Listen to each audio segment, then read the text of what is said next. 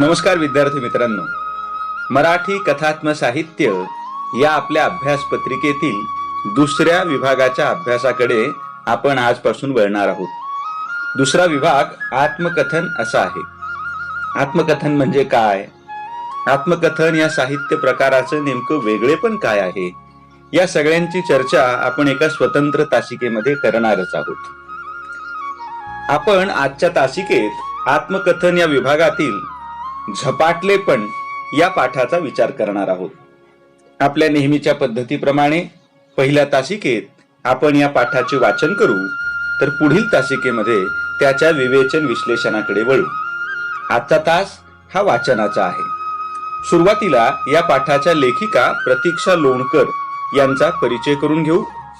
प्रतीक्षा लोणकर, जन्म 1968, दूरदर्शनवरील दामिनी या मालिकेद्वारे घराघरापर्यंत पोहोचलेल्या लोकप्रिय अभिनेत्री, सिनेकलावंत प्रशांत दळवी यांच्या पत्नी, औरंगाबाद येथील डॉक्टर बाबासाहेब आंबेडकर मराठवाडा विद्यापीठातून नाट्यशास्त्राची पदवी प्राप्त. अनेक नाटकातून त्यांनी महत्वाच्या भूमिका केल्या, त्यामुळे एक उत्तम अभिनेत्री म्हणून त्यांचा नावलौकिक. कालांतराने त्या मुंबई येथे स्थायिक झाल्या. अनुभूती ही मराठी मालिका, अर्थ हे मराठी नाटक, ऑल द बेस्ट हे हिंदी नाटक, शिवाय इक्बाल, आशाएं हे हिंदी चित्रपट हे त्यांच्या अभिनय कारकिर्दीमध्ये गाजलेल्या नाटक आणि चित्रपटांची काही नावं आहेत. शेकडो मराठी व हिंदी नाटके, चित्रपटातून त्यांनी अभिनय केलेला आहे. हा पाठ का महत्वाचा आहे? आत्मकथन नावाच्या वाङ्मय प्रकाराचा, साहित्य प्रकाराचा अभ्यास करताना हा पाठ महत्वाचा आहेच, पण त्याही पेक्षा तुम्ही ज्या वयाच्या टप्प्यावरती आहात त्या वयाच्या टप्प्यावर झपाटलेपणानं ध्यास घेऊन वेडावून जाऊन एखादी गोष्ट करणं आणि ती गोष्ट एका विशिष्ट टप्प्यापर्यंत करत राहिल्यानंतर त्यातून एक जाणीव जागृती होणं, त्यातून एक जाणतेपण येणं, एक शहाणीव येणं, ही गोष्ट किती महत्वाची असते हे या पाठातून आपणाला कळतं.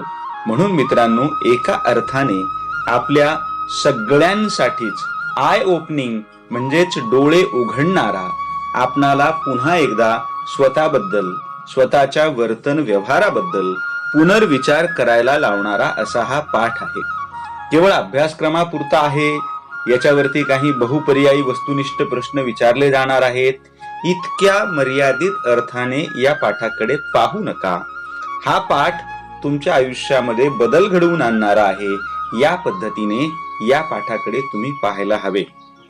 असो, या पाठात नेमके काय सांगितले आहे हे आपण पहिल्यांदा समजून घेऊ आणि त्याच्यानंतर पाठाच्या वाचनाकडे वळू.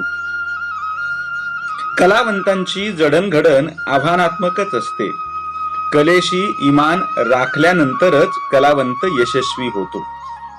कलेला सामाजिक बांधिलकीपासून वेगळे करणे हे चुकीचे आहे. नाटकात काम करताना कशा प्रकारे मार्गक्रमण करावे हे या पाठातून आपणाला पाहायला मिळते. मित्रांनो, आता मी या पाठाच्या वाचनाकडे वळतो.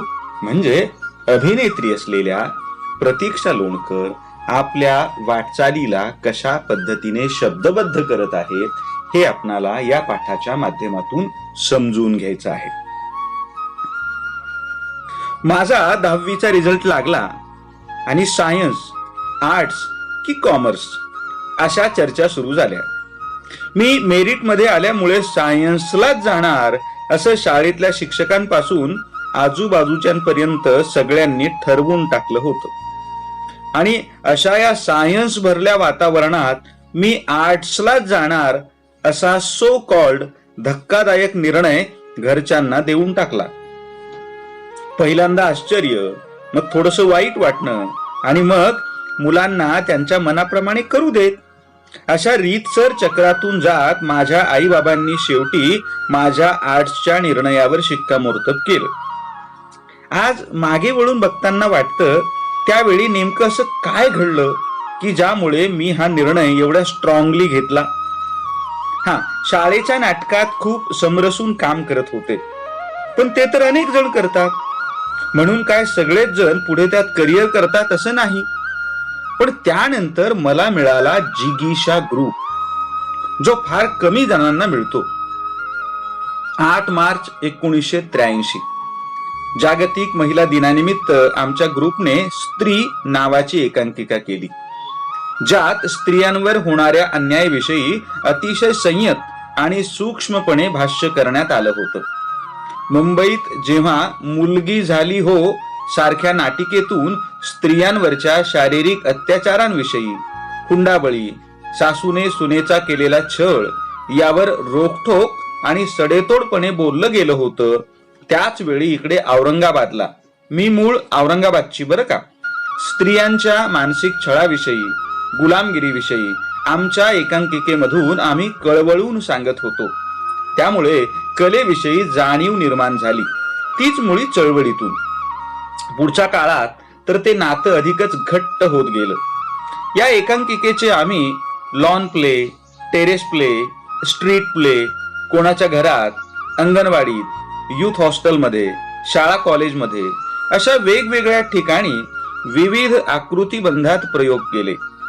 चळवळ आणि कला या दोन्हींची ताकद अंगात हळूहळू भिनायला लागली होती.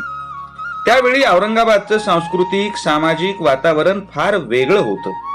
स्त्रीमुक्ती चळवळ, मराठवाडा विकास आंदोलन, नामांतराची चळवळ, आंतरजातीय विवाह, मराठवाडा विकास आंदोलन या सगळ्या गोष्टींमध्ये किंवा घडामोडींमध्ये मी प्रत्यक्ष जरी सहभागी नसले तरी एक संवेदनशील व्यक्ती या नात्याने या सगळ्यांचा आमच्यावर प्रभाव पडतच होता. सुभाष लोमटे, बाबा दळवी, मंगला खिंवसरा, रझिया पटेल या मंडळींना अत्यंत धडाडीने काम करताना बघत होते मी. त्याचा जनमानसावर होणारा परिणामही अनुभवत होते. अशा या सामाजिक वातावरणात माझ्या ग्रुपची सांस्कृतिक जाणीव हळूहळू पक्की होत गेली. शाळा कॉलेजमध्ये तर आम्ही एकमेकांना भेटत होतोच, पण या व्यतिरिक्त उरलेल्या वेळात एकमेकांना भेटून चांगली नाटकं वाचणं, चांगले चित्रपट पाहणं, त्यावर चर्चा करणं, मत नोंदवणं हे सगळं हिरिरीने करत होते. एव्हा ना आमच्या ग्रुपचं आम्ही जिगीषा या नावाने बारसं करून टाकलं होतं. जिगीषाची ऍक्टिव्हिटी जोरात चालू होती. दर महिन्याला नवीन नाटक बसवणं, बाहेरच्या चांगल्या नाटकांचे औरंगाबादेत प्रयोग करणं, महोत्सवाचं आयोजन, तालवर्ग, शब्दवर्ग, कार्यशाळा, विद्यापीठातील नाट्य अभ्यासक्रम हे सगळं करता करता दिवसाचे 24 तास अपुरे पडू लागले. एक झपाटलेपण आलं, पॅशन निर्माण झाली. या क्षेत्राविषयी, कलेविषयी इतकं मनस्वी अत्यंतिक प्रेम निर्माण झालं की ते जीवनाचा अविभाज्य भाग बनलं. त्याच्याशिवाय जगणं अशक्य वाटायला लागलं. आणि मग आतल्या आवाजाने ठामपणे बजावून सांगितलं, आता जे काही करायचं ते याच क्षेत्रात, याच कलेच्या आविष्कारासाठी. अतिशय उत्कट आणि झिंग आणणारी अवस्था आम्ही अनुभवत होतो. लोकही आम्ही केलेल्या कामाचं कौतुक करत होते. आणि नेमका याच वेळी प्रशांत दळवी, आता तो माझा नवरा आहे, आपण आता सगळ्यांनी मुंबईला जायला पाहिजे असा निर्णय बोलून दाखवला. आपण जर इथेच राहिलो तर आपल्या तेच करून एक साचले पण येईल. आपला पुढे विकास व्हावा, आपल्या जाणीवांच्या कक्षा रुंद व्हाव्यात, देशाच्या राज्याच्या पातळीवर आपण नेमके कुठे आहोत हे आजमावून पाहायचं असेल तर मुंबई गाठलीच पाहिजे, असं त्याचं ठाम मत होतं. औरंगाबाद सोडून जायचं? पोटात धस्स झालं. इथे सगळी बसवत आणलेली घडी विस्कटून दुसरीकडे नव्याने डाव मांडायचा पचवायला अवघड जात होतं. पण विचार केल्यानंतर त्यातली सत्यता पटली. इथे राहिलो तर कदाचित आत्ममग्न राहू, आपण करू तेच योग्य, चांगलं ही भावना बळावण्याच्या आत तिथून म्हणजे औरंगाबादहून बाहेर पडणं आवश्यक वाटायला लागलं. इच्छाशक्ती इतकी जबरदस्त होती की घरच्यांच्या क्षीण नकाराचं कधी होकारात रूपांतर झालं ते कळलंही नाही. झपाटले पण माणसाकडून काय काय करवून घेऊ शकतं. फॅकल्टी चेंज, अपरंपरागत करिअरची निवड, एका गावाहून दुसऱ्या गावाला स्थलांतर, मेहनत, कष्ट, ज्यांचं नाटकावर अनकंडिशनल प्रेम होतं ते मुंबईला जायला सज्ज झाले. जे वीक होते ते तिथेच गळाले. नंतर येऊ म्हणणाऱ्यांची बस चुकली ती कायमचीच. तिथल्या चळवळीचं, कलेचं, विचारांचं, प्रेमाचं संचित घेऊन आम्ही 7-8 जण, ज्यामध्ये चंदू, प्रशांत, प्रतिमा, अभय, जितू, श्रीपाद हे सगळे मुंबईत येऊन पोचलो. एखाद्या व्यक्तीने करिअरसाठी एखाद्या गावातून मुंबईला येणं वेगळं, पण एक ग्रुपच्या ग्रुप कलेच्या क्षेत्रात मुसाफिरी करण्यासाठी कुणाचीही चिठ्ठी चपाटी न घेता मुंबईत येऊन धडकतो, तेही आजपासून 16-17 वर्षांपूर्वीच्या काळात, जेव्हा टीव्हीची 120 चॅनल्स नव्हती, पायलीला पसाभर व्हीसीडीज निघायच्या नाहीत, किंवा एखाद्या कार्यक्रमाला सेलिब्रिटी गेस्ट म्हणून गेल्यावर खिशात गलेलठ्ठ पाकिट पडायचं नाही, तेव्हाच्या काळात कुठलीही व्यावसायिक गणित डोक्यात न ठेवता केवळ नाटकाच्या प्रेमापोटी आम्ही इथे येऊन पोचलो. आज मागे वळून बघताना ही खूप महत्वाची, सिग्निफिकंट गोष्ट वाटते. आज अनेक जण मला भेटायला येतात. आम्हाला या क्षेत्रात करिअर करायचंय, तुम्ही आमचं नाव सुचवाल का, असा प्रश्न विचारतात. तेव्हा फार गंमत वाटते. त्यात एखाद्याने एखाद दुसरी एकांकिका केलेली असते, एखादा नकला करत असतो, तर एखादा केवळ आपला मित्र या क्षेत्रात आहे म्हणून आलेला असतो. ज्यावेळी मी त्यांना विचारते, तुम्हाला या क्षेत्रात काय यायचंय, त्यावेळी प्रत्यक्षपणे हेच दिसत असतं की ते केवळ ग्लॅमर, पैसा, नाव, झगमगाट या गोष्टींमुळे इकडे आकर्षित झालेले असतात. पॅशन नावाची गोष्टही त्यांना ठाऊक नसते. त्यासाठी स्वतःवर मेहनत घ्यावी लागते, घडवावं लागतं. याच्याशी त्यांना काहीही देणं घेणं नसतं.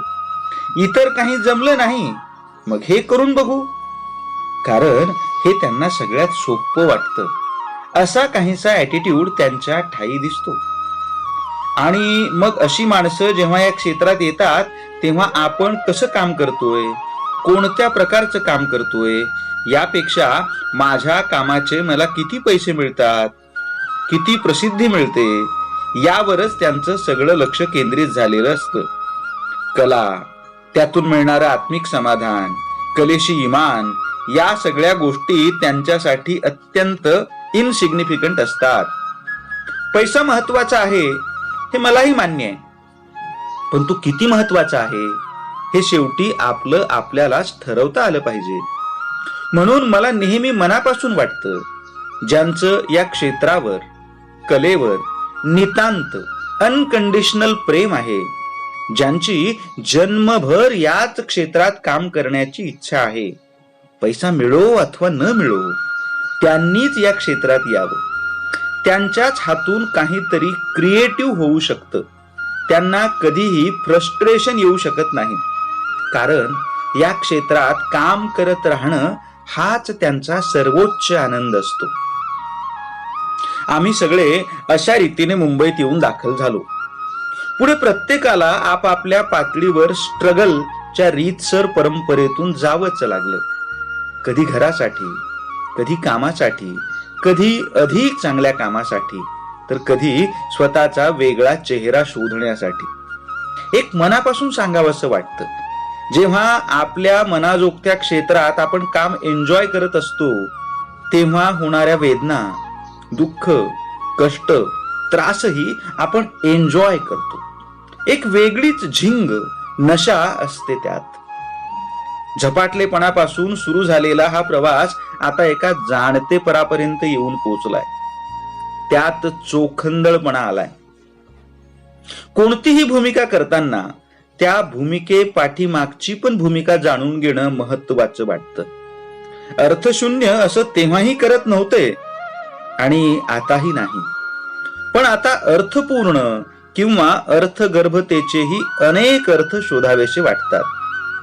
मागे एकदा स्मिता पाटील विषयी एका पुस्तकात वाचलं होतं.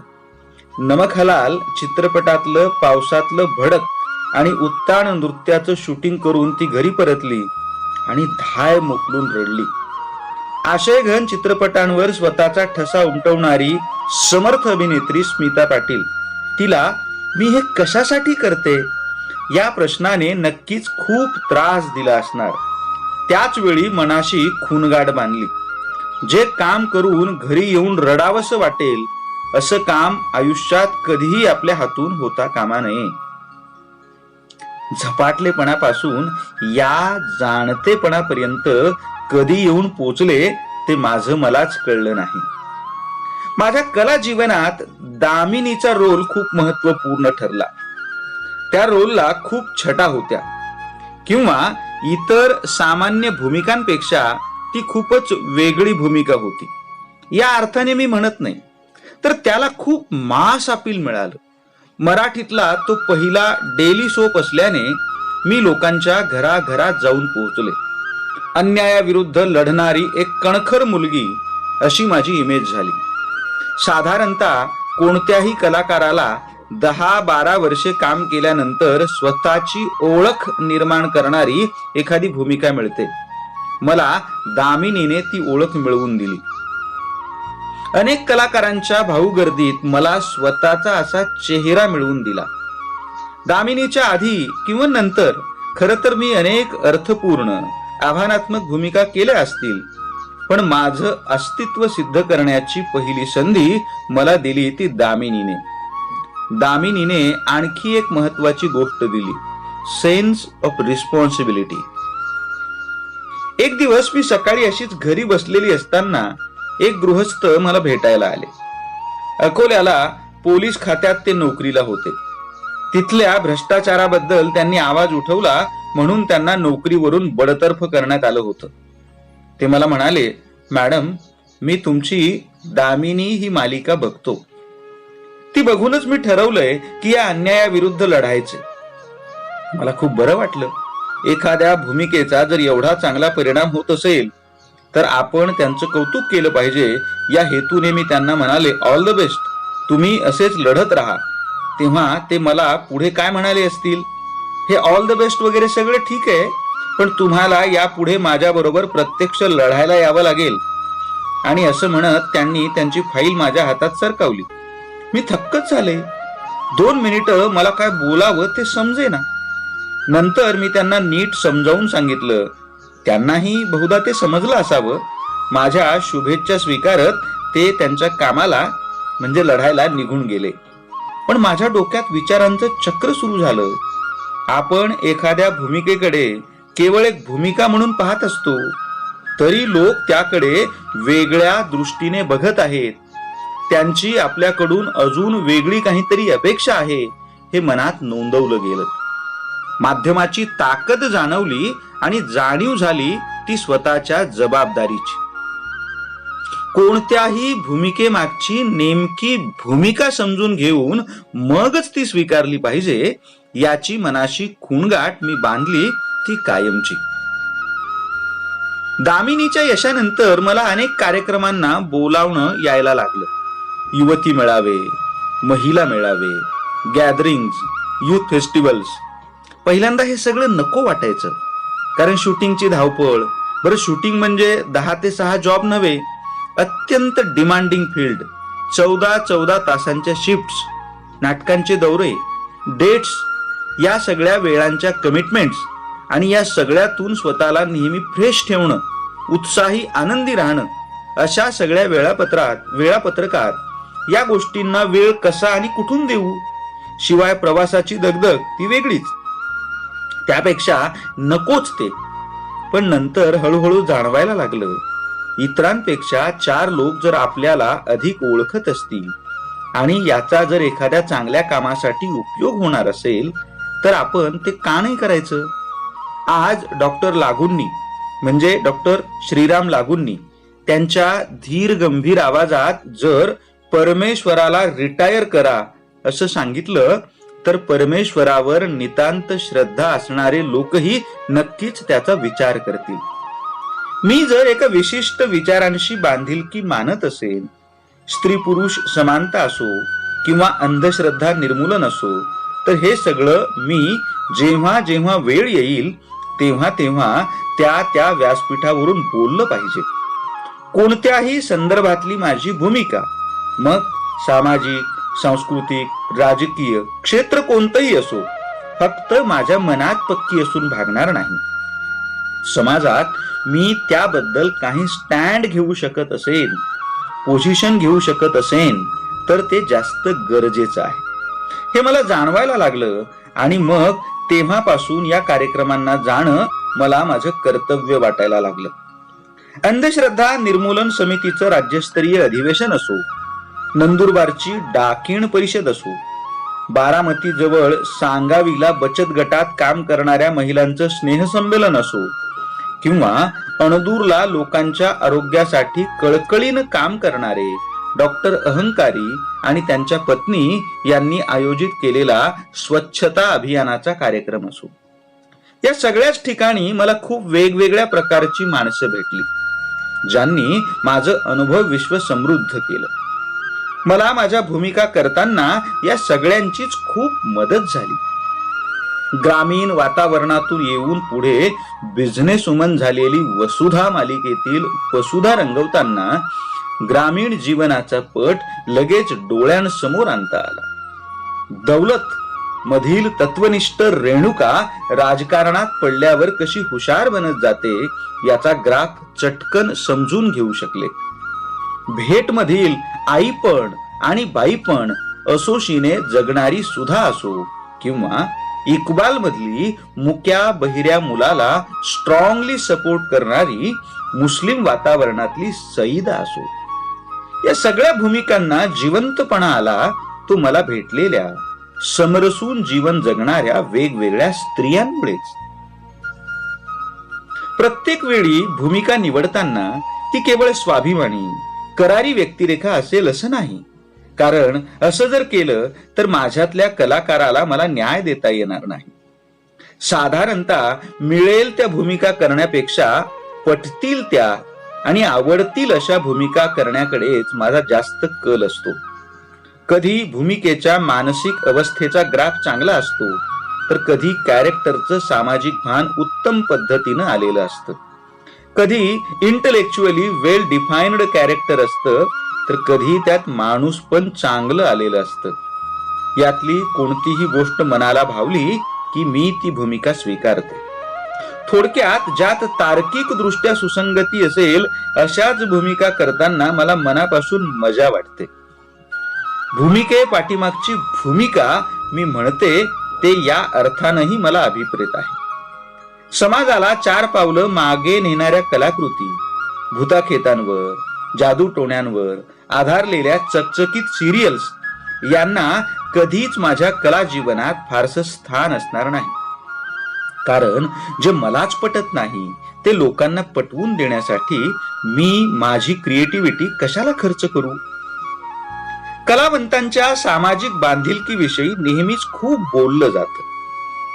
खरं तर मला वाटतं समाजात जन्माला आलेल्या प्रत्येकातच ती असायला हवी, कारण तो समाजाचा घटक असतो. सामाजिक बांधिलकी म्हणजे काही कपाटात ठेवायची गोष्ट नव्हे. गरज असेल तेव्हा बाहेर काढली आणि त्रास होत असेल तेव्हा ठेवून दिली कपाटात, असं नाही होऊ शकत. किंबहुना असं होता कामा नये. समाजातल्या विशिष्ट व्यवसायातल्या लोकांकडून तर या बांधिलकीची जास्तच अपेक्षा असते.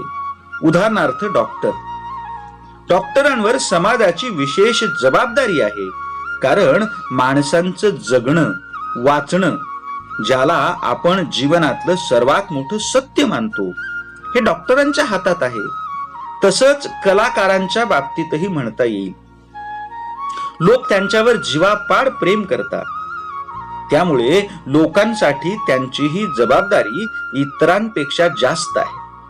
आणि म्हणूनच अखिल भारतीय अंधश्रद्धा निर्मूलन समिती, आम्ही नाटकवाले आणि डॉक्टर्स यांनी एकत्र येऊन एक वेगळा प्रयोग केला. तो मला स्वतःला खूपच भावला. आमच्या डॉक्टर तुम्ही सुद्धा नाटकाचे अखिल भारतीय अंधश्रद्धा निर्मूलन समितीने विदर्भात 10 प्रयोग घेतले होते. पण फक्त प्रयोग न घेता प्रयोगानंतर डॉक्टरांची व्यावसायिक नीतिमत्ता असा परिसंवादही त्यांनी आयोजित केला होता. सामान्य लोकांना बुवाबाजी, जादू टोण्यापासून दूर नेऊन डॉक्टरांकडे जाण्याचा सल्ला दिला जातो. त्यावेळी त्या डॉक्टरांचीही व्यावसायिक नीतिमत्ता तपासली पाहिजे. या नैतिक जबाबदारीतून त्यांनी हा प्रयोग आणि परिसंवाद आयोजित केला होता. या परिसंवादात प्राध्यापक श्याम मानव, त्या गावातले स्थानिक डॉक्टर्स, आमच्या नाटकातले डॉक्टर गिरीश ओक आणि मी असे सहभागी झालो होतो. साधारणतः 2 तास हा परिसंवाद चाले. प्रत्येक गावात अत्यंत उत्कृष्ट प्रतिसाद होता. लोक हजारोंच्या संख्येने येत होते. डॉक्टरांबद्दल आपली चांगली वाईट मतं नोंदवत होते. डॉक्टर्स त्यांना उत्तर देत होते, स्वतःला करेक्ट करत होते. आम्ही आमच्या नाटकातली प्रत्यक्ष जीवनातली भूमिका त्यांच्या समोर मांडत होतो. अत्यंत समृद्ध करणारा असा अनुभव होता तो. वेगवेगळे डॉक्टर्स, त्यांचे अनुभव, पेशंटची मानसिकता, आमचं नाटक, त्यातून लोकांना मिळणारा दिलासा, हे सगळं जवळून बघता आलं.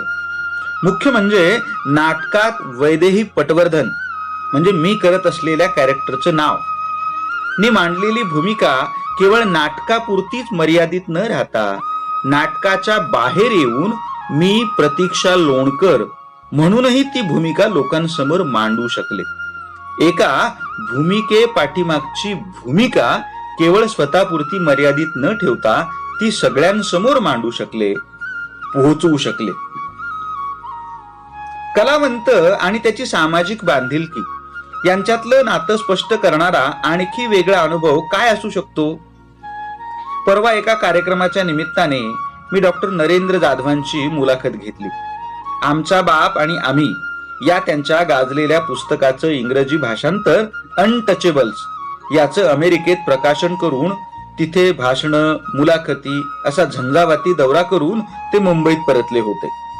त्यांच्या या दौऱ्याविषयी, एकूणच त्यांच्या लिखाणाविषयी त्यांना काय वाटतं हे जाणून घेण्याच्या उद्देशाने ग्रंथालीने हा कार्यक्रम आयोजित केला होता. अत्यंत प्रतिकूल परिस्थितीतून येऊन आज रिझर्व्ह बँकेचे अर्थतज्ञ होण्यापर्यंत पोहोचलेले हे व्यक्तिमत्व. पण त्यांच्या प्रवासात कुठेच कडवटपणा नव्हता, तर होती जीवन जगण्यातली गंमत. त्यांचा हजरजबाबीपणा, प्रत्येक विषयावरची त्यांची स्वच्छ मतं, त्यांचं वक्तृत्व सगळंच थक्क करणारं होतं. मुलाखतीतून एक अस्सल व्यक्तिमत्व उभं राहिलं. असाच काहीसा अनुभव आम्ही म्हणजे मी आणि चंद्रकांत कुलकर्णी जेव्हा आशुतोष गोवारीकरची स्वदेश नंतर मुलाखत घेतली त्यावेळीही मला आला. कोणत्याही चळवळीशी डायरेक्ट संबंध नसतानाही विचारांची बैठक किती पक्की होती त्यांची. माझ्या चित्रपटात सामाजिक भावनेबरोबर गाणी असलेलीही मला आवडतात हे किती प्रांजळपणाने सांगितलं त्याने.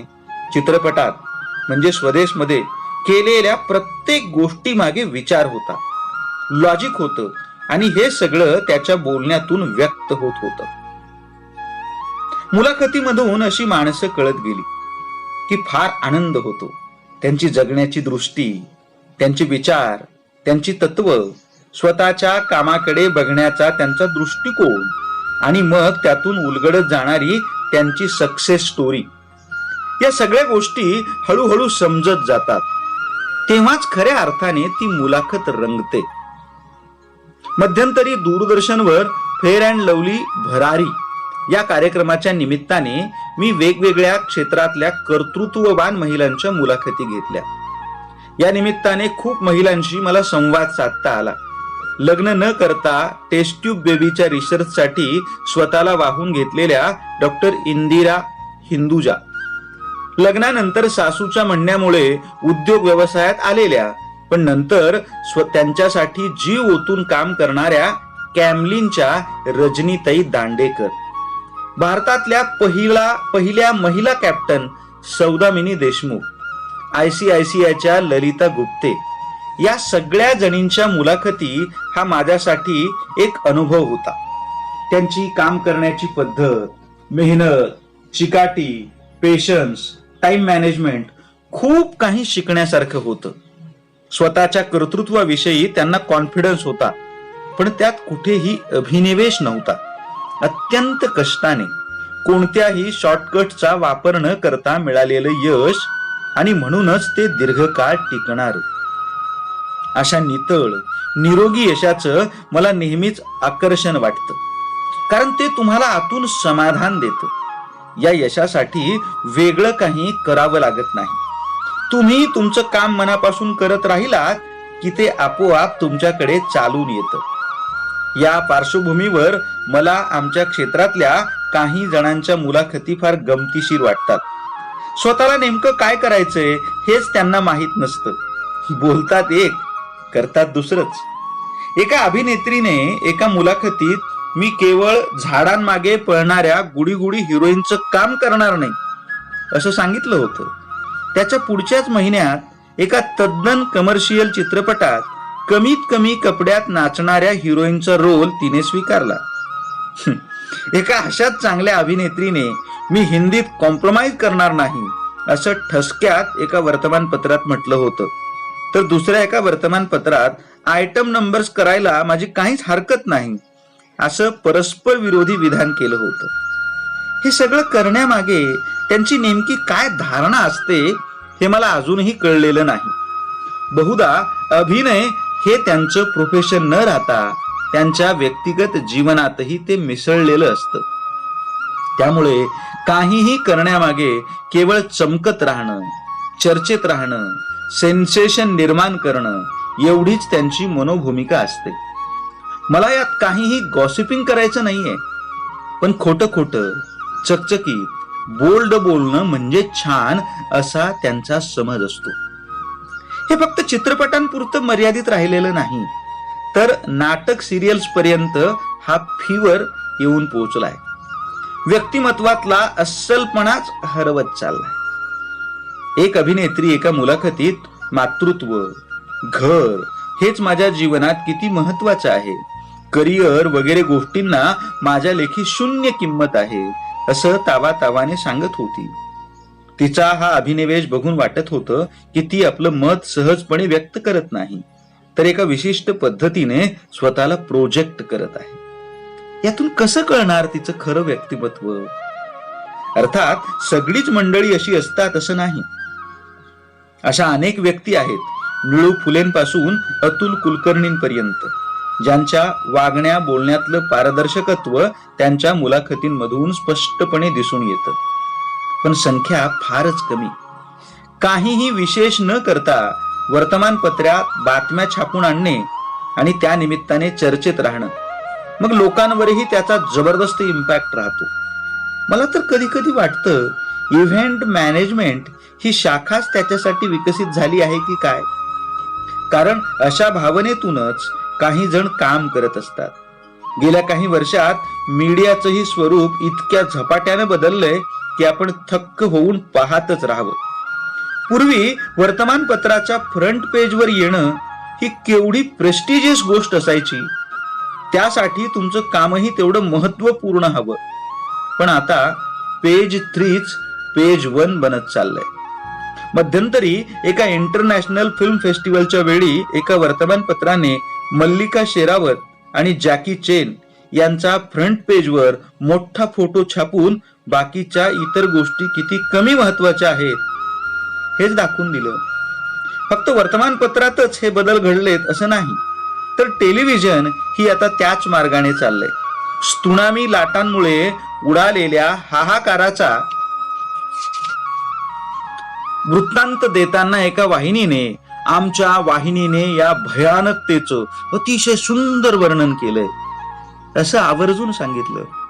भयानकतेचं वर्णन भयानक असतं, ते कधी सुंदर असू शकेल? माणुसकीचं कोणतं रूप आपण पाहतोय. 26 जुलैच्या प्रलयंकारी पावसात अनेकदा लोकांना घाबरवण्याचं काम कोणी केलं असेल, तर ते 24 तास चालणाऱ्या वाहिन्यांनी. मला माहिती आहे हे फक्त आमच्या क्षेत्रात किंवा आमच्याशी संबंधित क्षेत्रात चाललंय असं नाही, तर सगळीकडे ही प्रवृत्ती दिसून येते आहे. माझ्या फील्ड विषयी मी बोलू शकते, कारण मी ते अत्यंत जवळून पाहिलंय. आज राजकीय क्षेत्रात एखाद्या पक्षाची ध्येय धोरणं, त्यांनी करायची लोकांची कामं यावर कधी पक्षांतर्गत चर्चा होत नाही, तर इतर पक्षातले आमदार कुटील नीतीने कसे फोडायचे यावरच जास्त भर असतो. आपण ही पक्ष किती चांगला आणि वाईट असं बोलत नाही, तर तो किती स्ट्रॉंग किंवा वीक आहे अशा भाषेत बोलतो. सामाजिक क्षेत्रातही प्रत्यक्ष काम करण्यापेक्षा काम करतोय असं दाखवणाऱ्या काही व्यक्ती मी बघितल्या आहेत. राजकारणात अभिनय, अभिनयात राजकारण, समाजकारणात अर्थकारण अशी सगळ्यांची चुकीची युती झाली आहे. कोणत्याही क्षेत्रात उच्च स्थानावर पोहोचण्यापेक्षा टॅलेंटपेक्षाही टॅलेंट मॅनेज करणं हीच क्वालिटी ठरते. आजूबाजूला एवढा भ्रष्टाचार पसरलेला दिसत असताना वेगळं स्टिंग ऑपरेशन करण्याची गरजच काय आहे? हे सगळं बघून वाटतं हल्लीच्या काळात निरोगी, नितळ यश मिळवणं खरंच खूप अवघड झालंय का? फास्ट फूडच्या जमान्यात प्रत्येकाला झटपट यश हवं. त्यासाठी मग शॉर्टकट्स, नको ते कॉम्प्रोमाइजेस, चुकीचे मार्ग अवलंबल्याने आलेली इनसिक्युरिटी, येणारा स्ट्रेस, त्यातून वाढलेल्या अंधश्रद्धा, या सगळ्या चक्रातून प्रत्येकाला जावं लागणार आहे का? आणि मग अशा वेळी आठवतात ते गडचिरोली सारख्या दुर्गम भागात कुपोषण आणि बालमृत्यूच्या संदर्भात काम करणारे डॉक्टर अभय आणि राणी बंग, आनंदवन फुलवणारे बाबा आमटे, अंधश्रद्धा निर्मूलनाची चळवळ चिकाटीने आणि जिकिरीने चालवणारे डॉक्टर नरेंद्र दाभोळकर, नर्मदा बचावसाठी लढणाऱ्या मेधाताई पाटकर, लाखो रुपयांची चॅरिटी करून त्याबद्दल वाच्यताही न करणारे सशक्त अभिनेते निळू फुले, व्यसनमुक्तीसाठी झगडणारे मुक्तांगणचे अनिल अवचट, आणि मग मन निशंक होत. काळाच्या ओघात वाहून जायचं की काळावर आपला ठसा उमटवायचा, हे शेवटी आपलं आपणच ठरवायचं असतं, नाही का? विद्यार्थी मित्रांनो, झपाटले पण ते जाणते पण या संपादित पुस्तकातून हा पाठ घेण्यात आलेला आहे. पुढच्या तासिकेमध्ये आपण या पाठाच्या अनुषंगाने, यातील महत्वाच्या मुद्द्याच्या अनुषंगाने, विवेचन विश्लेषणाच्या अनुषंगाने चर्चा करूया. धन्यवाद.